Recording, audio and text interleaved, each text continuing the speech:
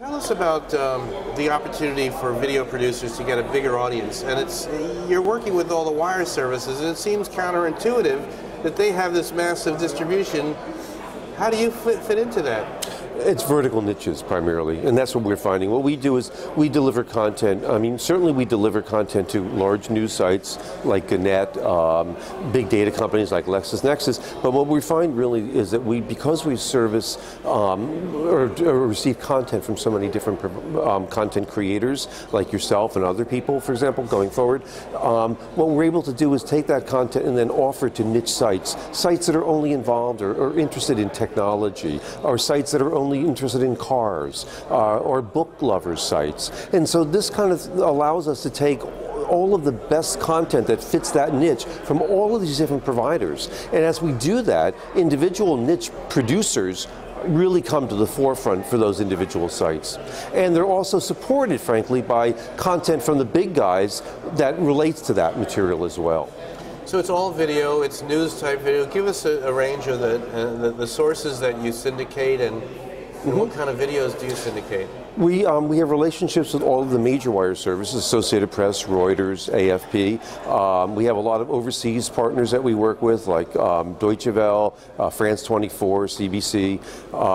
But we also work with a lot of smaller producers, like Buzz 60 that's here in New York. It's a relatively new player.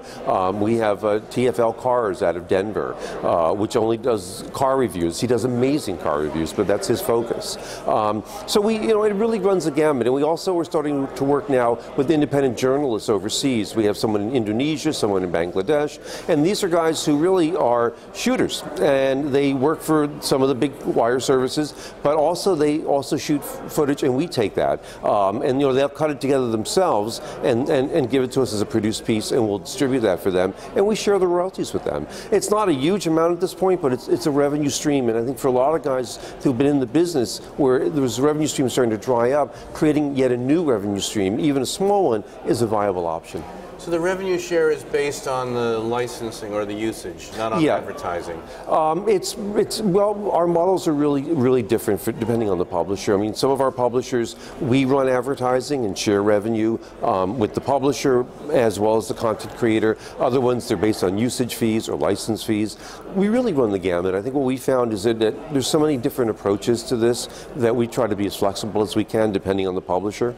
Okay, and not to get too deep in the weeds, but how does the content get matched up and the metadata and so Sure. forth? We actually have been really excited because the last couple of years we've spent a lot of time developing a proprietary technology process. So what we do is we take in, right now we have almost 60 feeds from different providers that we take in. Each one of those feeds is different. So we've developed some proprietary original technology that takes that, extracts metadata, puts it into a taxonomy that we can use, and then basically what we're able to do is create a unified taxonomy of metadata that covers all of our providers. And using that metadata, we're able to target our video very, very specifically. So we can tell the difference, for example, between an apple the fruit and Apple the company. That's the kind of thing we can do. We can give you videos about lions in the zoo in New York versus lions in the wild in Africa. That's the kind of granular metadata that we specialize in.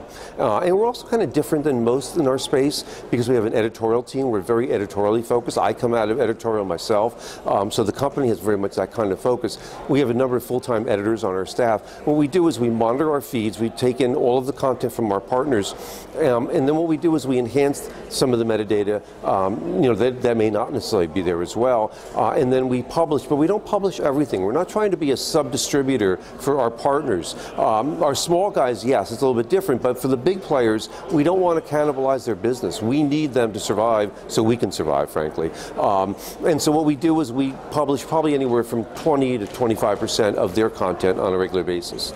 And a lot of publishers like that from us because we're not overwhelming them with 1,000 videos a day. We're giving them a handful of very targeted videos, and they know that because our staff are really experienced journalists, they're getting the very best produced pieces. And one last question, in terms of the opportunity for news video, obviously you're committed to this space and you're passionate. Where do you think it's going, and where might the industry be going? Well, I'm an old guy, and I started at CBS News in the 70s, and I think the news was defined in a certain way back then. I think we still use the term news, but we define it in a much broader context.